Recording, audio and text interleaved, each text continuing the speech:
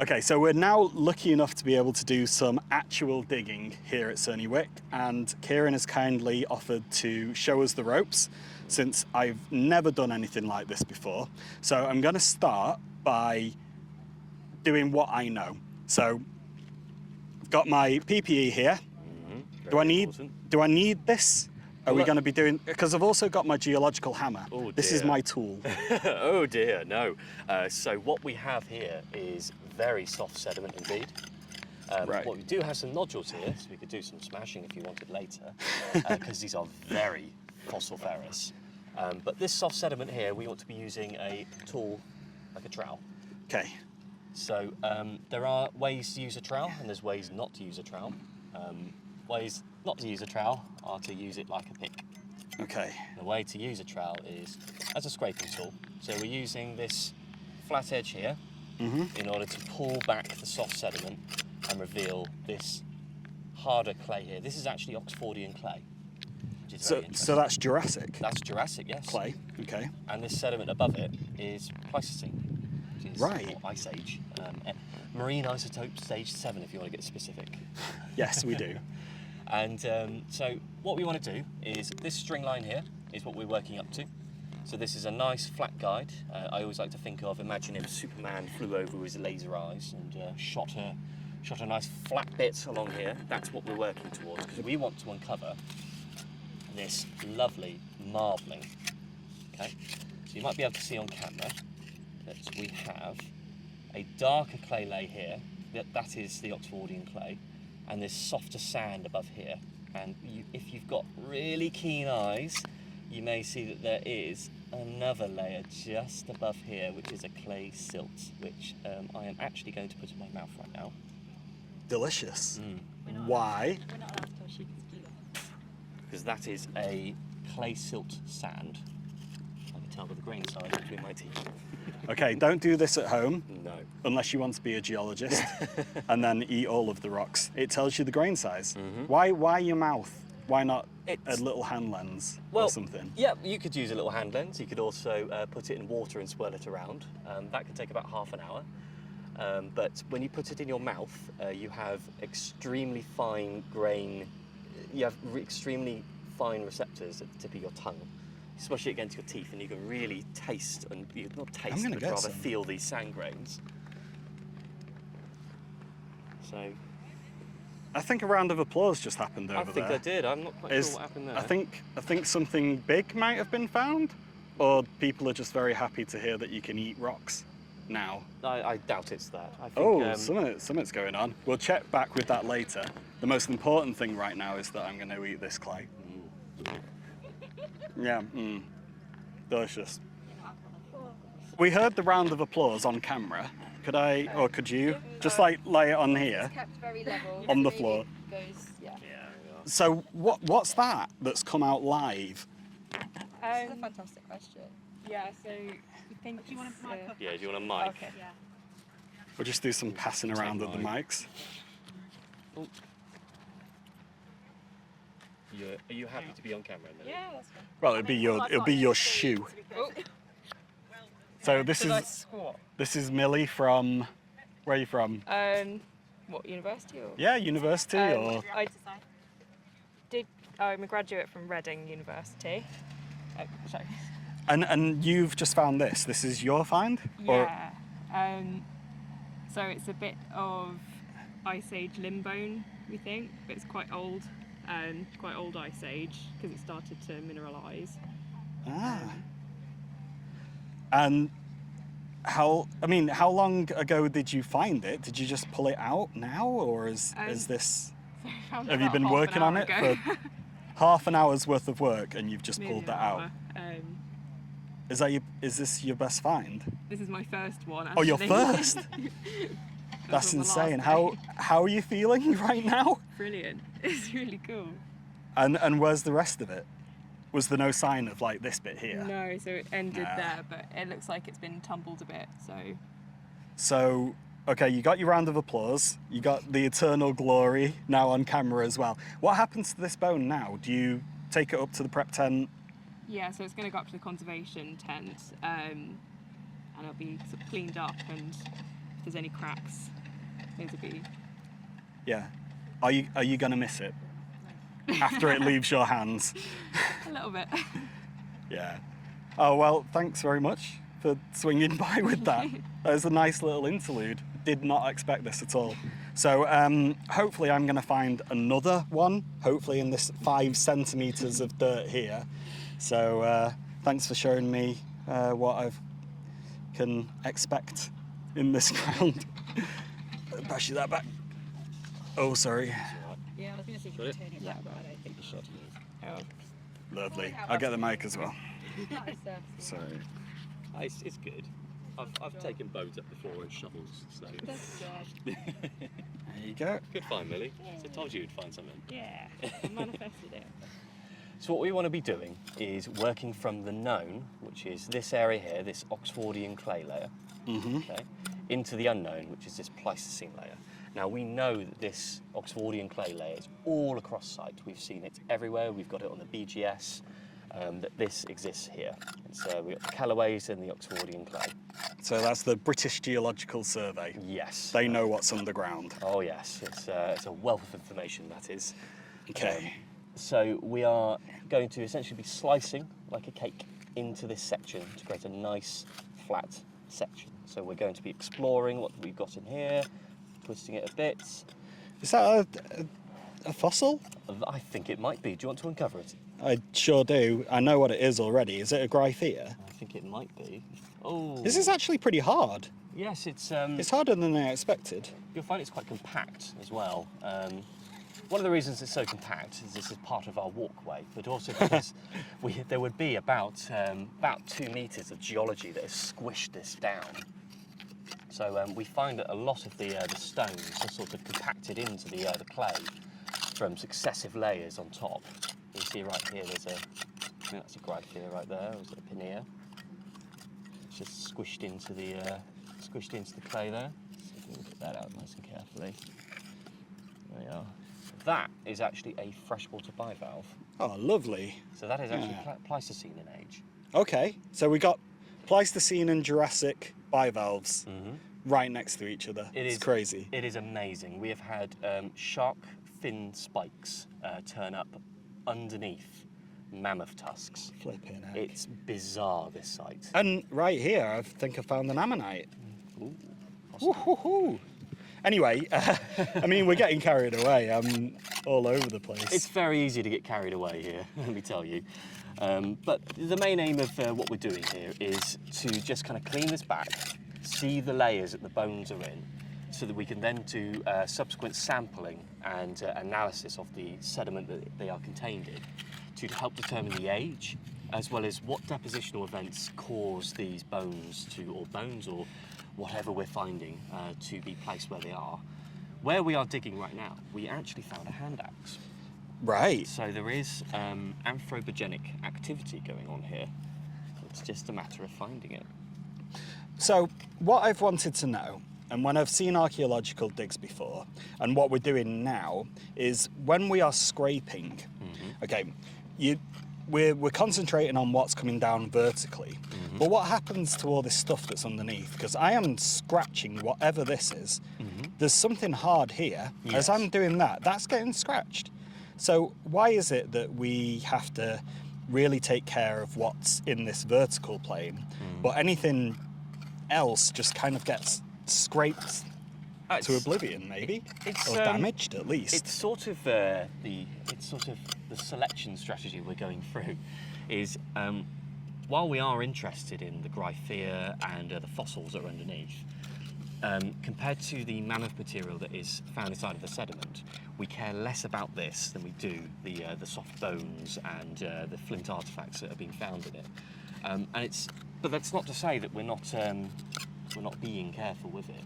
You may notice that I mean, photos you see of the site, we are keeping a lot of these large rocks and nodules in place. And the steel tools aren't going to damage them too much. Okay. But you can really tell the difference between stone and bone just by hitting it. A nice analogue I like to use is stone has a nice ring. Whereas bone sounds a lot like a leather boot. Have you got a leather shoe? I sure have a leather boot. There we are. So bone will sound a lot like that. Okay, it's when a you lot hit it with a trowel. more dull. It's like a dull thud. So you already know that this is a rock? Yes. Excellent. So I know that I can work around it. I can be a bit careful with it, but it can take a little bit of a scratch. There's no problem there. So most likely that'll be a nodule that will contain either some crystals, a nice sort of septarian nodule. Not quite sure yet. It kind of feels like a septarian nodule, or it'll be a nice little Cosmosphorus black. That'd be nice.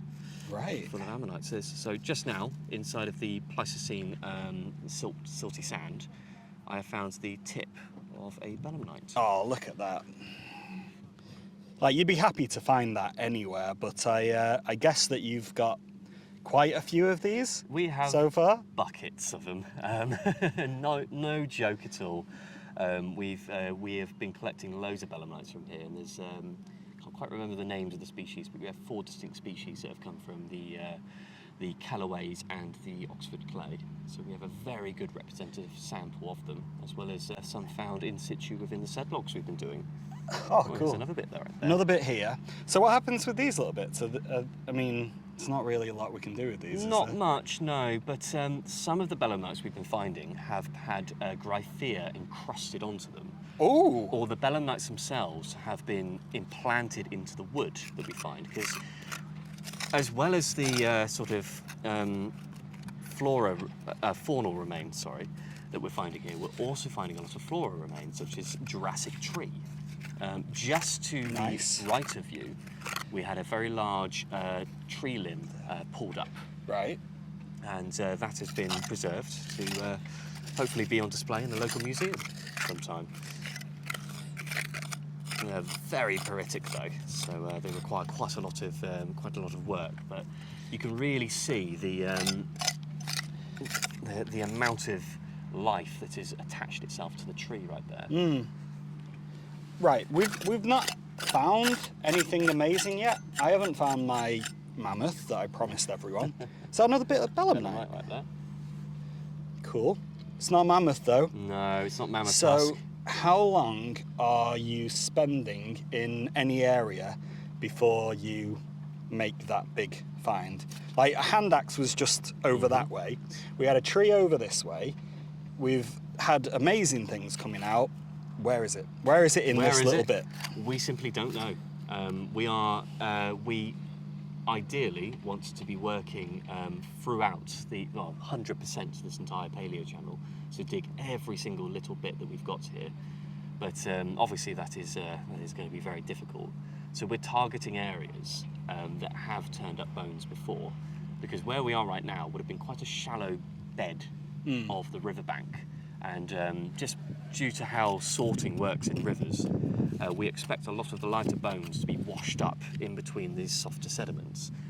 I've been joking, not joking, I've been quite serious actually, that this sort of soft clay is pay dirt. This is where we've been finding the most bones. Right. But, what have you got there? I think that's a tiny bit of belemnite from the very end bit. Oh yes. I think that's part of the fragment dome. Yeah. So that's like the body chain, where the belemnite like inhabits, isn't it? Yes. Yeah, it's where the organs would have been, I believe. It's quite nice, that. Very, very shiny. Chuck it away. You would not believe Not today, the amount we belemnite. have. Yeah.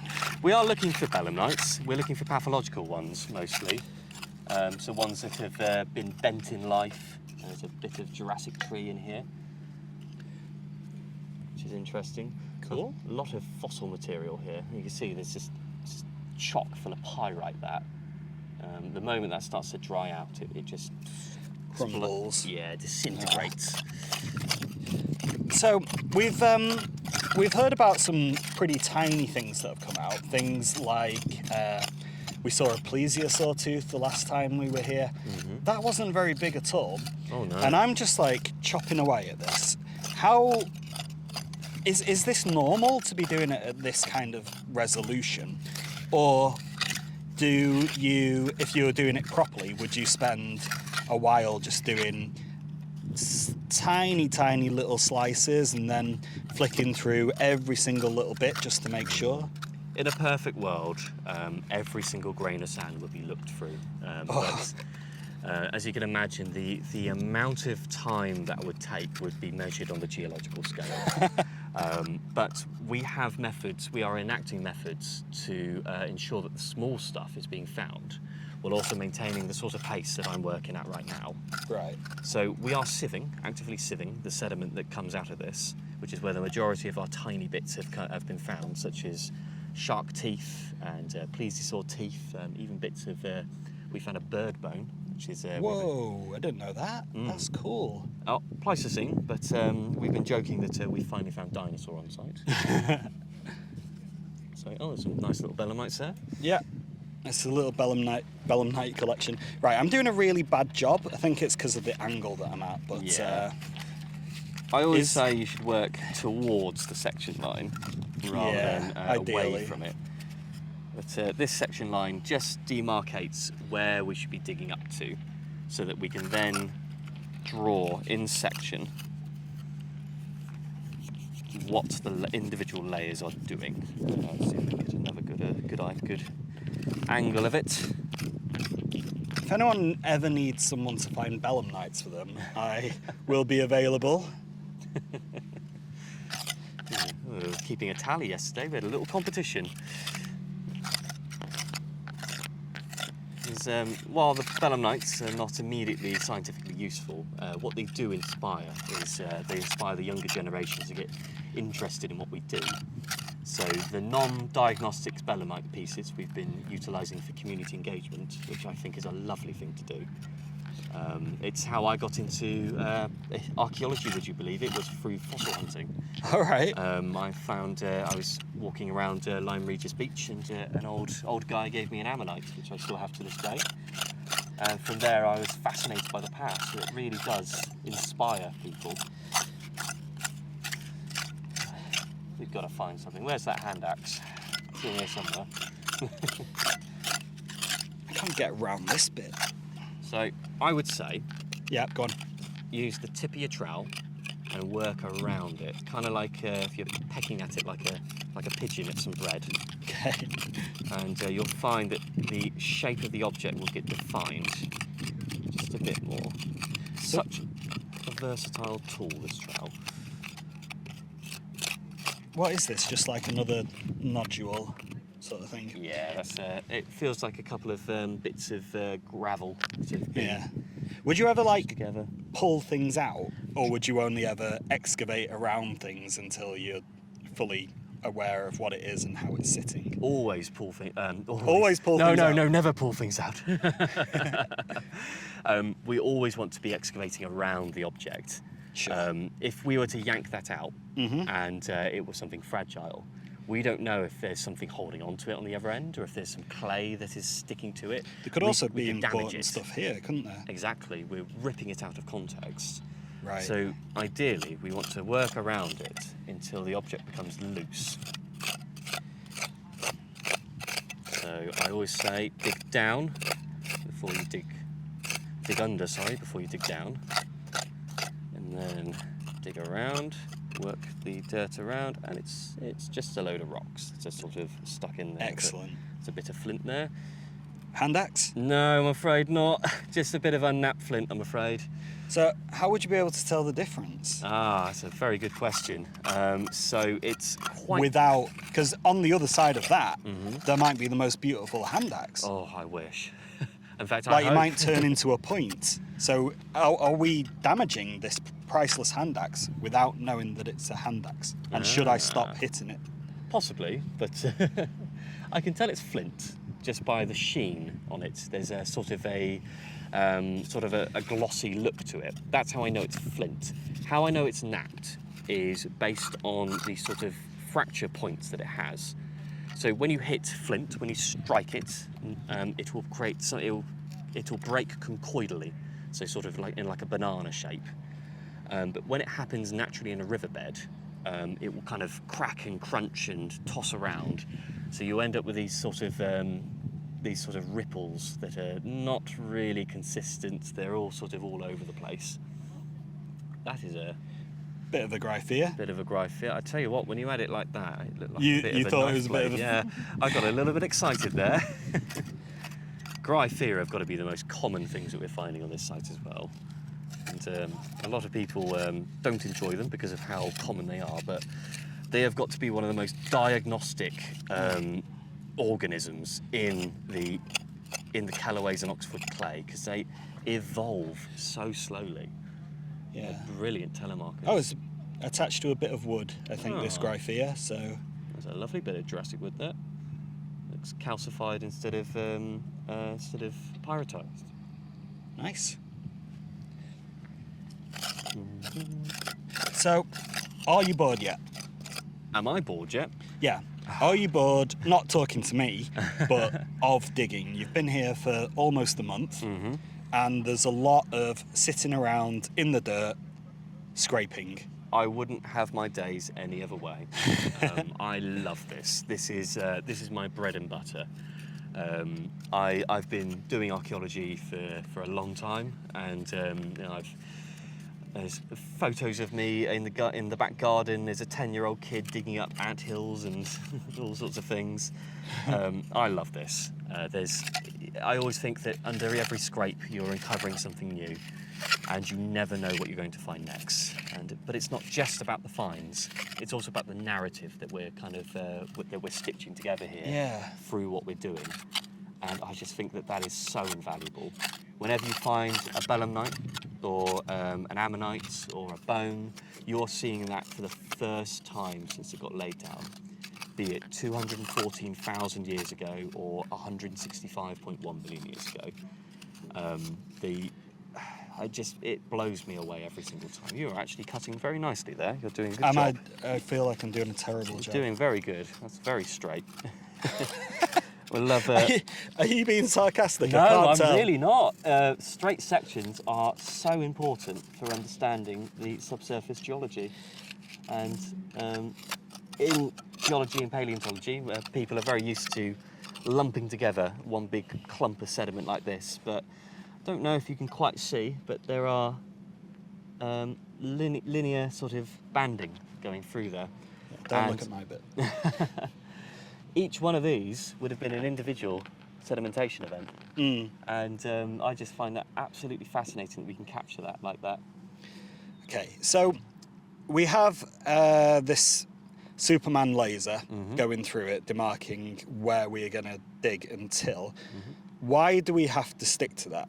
If I saw, like this thing, I don't know what it could be, but it's going to be super important, and it extends beyond this, do we still take it out, or do we go, oh, it's gone beyond the line, we can't do that? So, yeah, I see what you mean. If this was a mammoth tusk or a Sure, mammoth it tooth, could and it was be. in section, it could be. I don't think it is, but Let's pretend. we'll pretend this is.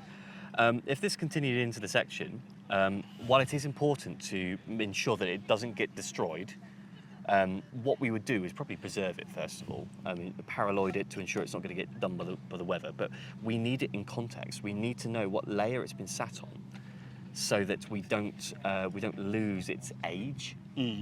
Far too often, if you go onto the beach and you're picking up ammonites, well, everyone knows what sort of layer they've come from because you can see the matrix that it's in. You might say, oh, it's a green sands, lime regis ammonite or something. But if we were to just yank that out of context, which is what I'm going to very naughtily do, I've now lost where that is in the layer. All I've got is an indent, and you can see that all this sediment is fallen out. And if I was to instead dig into this, do not fret, this has all been recorded. If I was to do this, well, now some of the layers that were continuous and visible in that section are now sort of harder to see. So we've lost that sort of information. We're just looking for a snapshot, which is what we're creating by doing these sections. Sort of a snapshot of sedimentation. Dirt science. Dirt science. That's what we're here for. That's what I love. Bit of dirt science. Oh, here is something. What is that? Might be belemnite. Probably There's is. a bit here as well. Oh, I didn't even notice that. This is getting pretty big. So you're digging through Oxfordian clay at the moment. So I'm too low. You're too deep, yes. But are none of the mammothy bits inside of this? No, Or- we It's all above. all above. This How are we going to get a mammoth inside of this, like, 4 centimetre? I don't think we are. Oh, why are we here then? Well, we're finding other stuff in this. This is the lower. This is the merging layer between the Oxfordian clay and the silt. So the heavier objects will sink down to this, which is where we're finding the hand axes and the denser bones and the smaller bones, which are as vitally important as the megafaunal remains. Mm. So finding things such as fish scales, which have come out of the sediment layer, are going to tell us a lot about the environment, because we're able to discern that the fish scales were salmon scales. And salmon love a particular type of water, which is unpolluted sort of water. Now, what I mean by that is not that Neanderthals were going around making these bleeding great big factories, but more that that there was low sedimentation going on in these water. It was clear water, because salmon do not like dirty water. That's really cool to be able to, you know, as you were saying before, piece together a picture, piece together a story of what's happening here and what the environment was like. There's so much, that you can just learn from digging through something. And I guess you can, you know, like follow this layer around. Can you? Does it stretch out horizontally, get thicker, get thinner? You can see as it comes down here, the actual layering gets a lot deeper as it comes to the right of it here. Yeah. Or at your left. You see it thickens out, and part of that is due to previous excavations, but also because as we get further down here, we're actually getting into the deeper parts of the river. So have you got a profile of this river starting? Well, yes, we do. We have a very good idea about what is happening here, just based off the section drawings that we've got.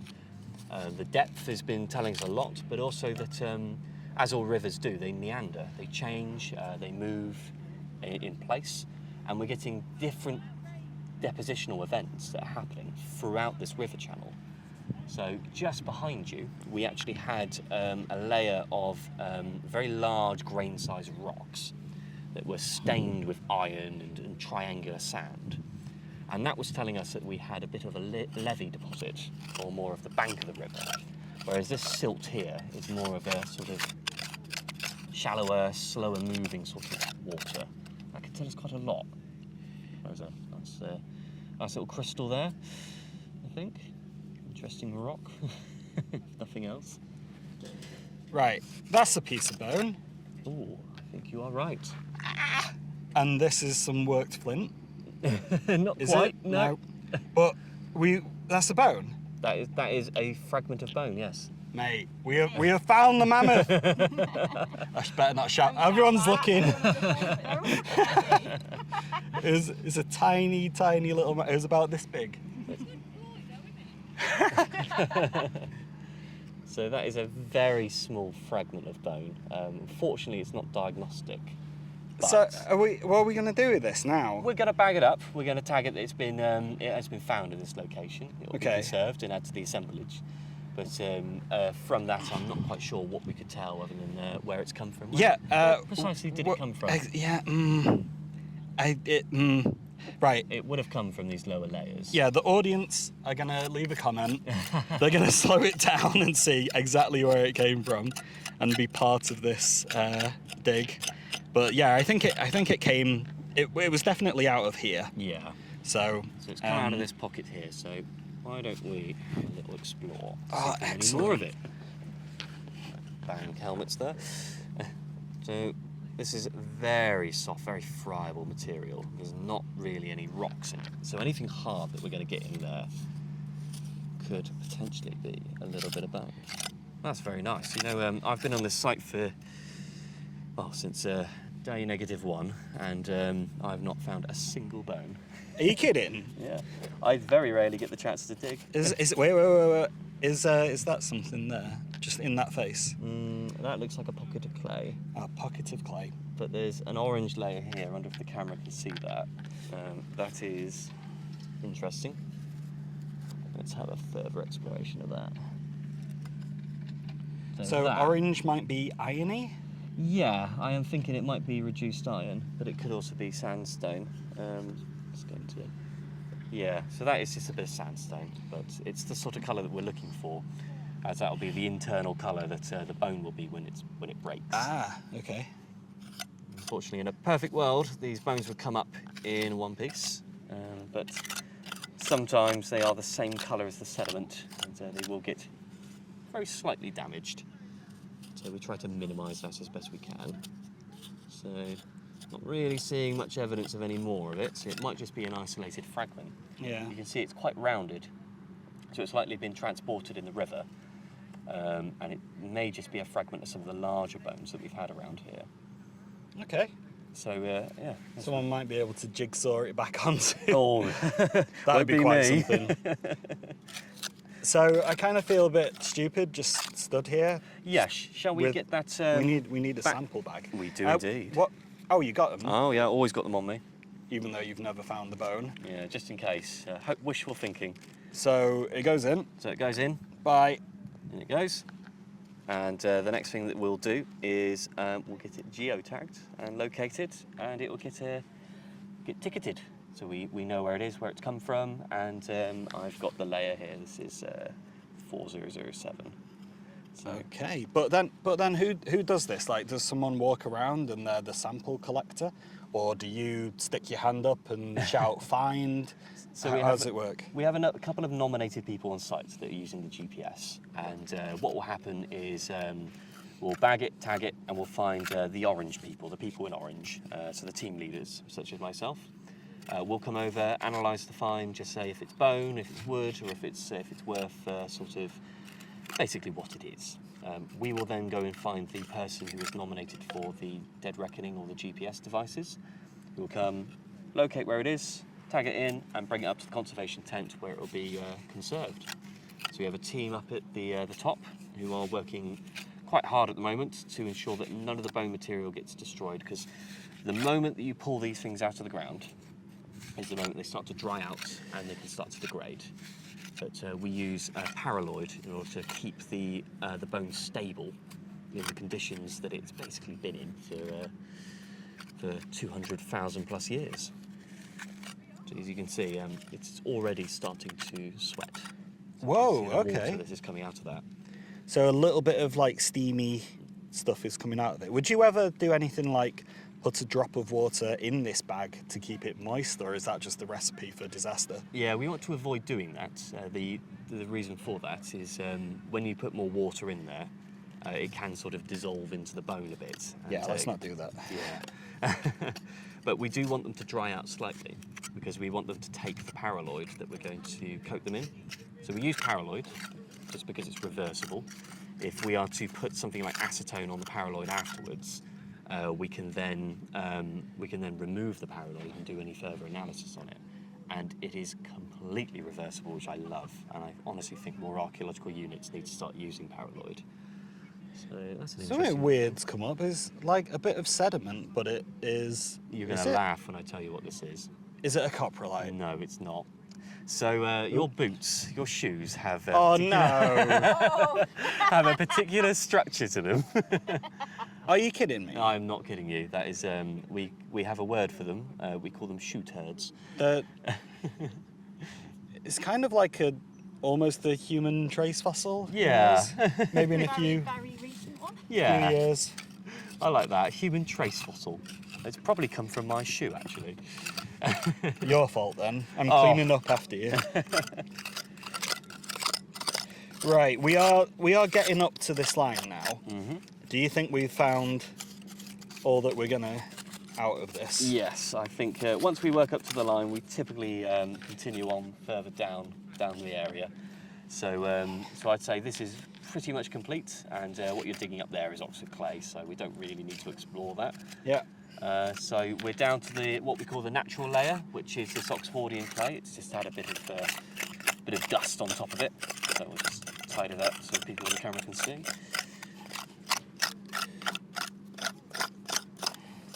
So we've gone down to our natural.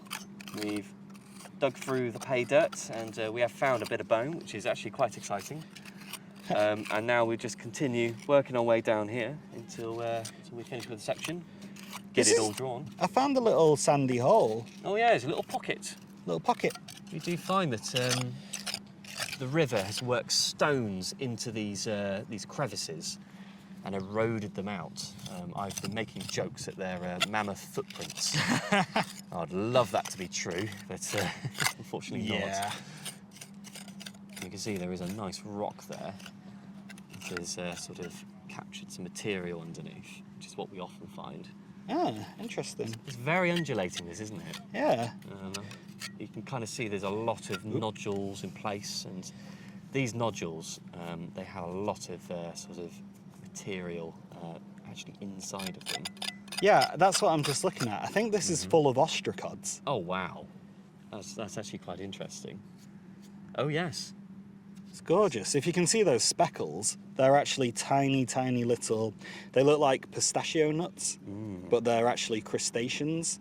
And they're like one of the smallest multicellular animals. Wow. It's super cool that you get so many. And they're very age diagnostic, so you'd be able to get a good date on this rock, I expect. Yeah, that is almost undoubtedly come from the colourways. Yeah. So the upper bits, it is that incredibly hard material. But we find a lot of eroded stones like this. I think that is shells that have been eroded out. Please tell me if I'm wrong. I like being wrong. I learned something. I think you're wrong. I think that's maybe also a mix between shells and ostracods. Oh, very This interesting. is going to be very... Oh, yeah, the shells. It's going to be very interesting for the people on the camera that can't actually see these details, but... If I give it me, I'll get photos. All right, so... Oh, I've gone beyond the line. Oh yes, you have. Right. Not very happy about that. Gonna but get fined.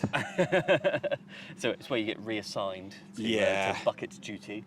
It's just backfill. Oh no, human redeposit. Right, so awesome. Well, I've found a bit of bone as promised. I found one more bone than you. I'm sorry to keep bringing that up, but I'm taking that as my big victory for this dig. Yeah. So It's the important thing is I'm here to ensure that people learn how to do this stuff. Awesome. And I've assigned people to bones so they learn how to do the process. I'm just here to offload my knowledge to the students so that they can. and that's learn really how to do useful it. because you could just be off on your own, doing your thing, finding all of the bones, being the big hero, and keeping all of that skill and knowledge to yourself. Yeah. So it's really great that you can be here teaching other people. So do you get the joy of other people's finds by proxy? Absolutely. It's fantastic to see people from starting from digging with trowels like this to learning how to do stuff to finding bones to conserving them. To me, that brings me a massive sense of joy of when people find something. We saw Millie earlier with the bone, and she has she's been on the site for a very long time, and to see a happy beaming smile after finally finding a bone and doing a very good job of taking it out does make me happy. It's a pocket of clay, is it? I think so, yeah. Looks like there's a bit of Jurassic wood in there. Oh. All right, reworked Jurassic wood. Oh no, that is siltstone. That is silt. So it's Eat it. Oh, I don't know about that. I think I can tell that the grain size is sub micrometer. So Awesome. Right, well, we will maybe have a little further dig off camera and just have a bit of fun with this, but thank you so much for showing us.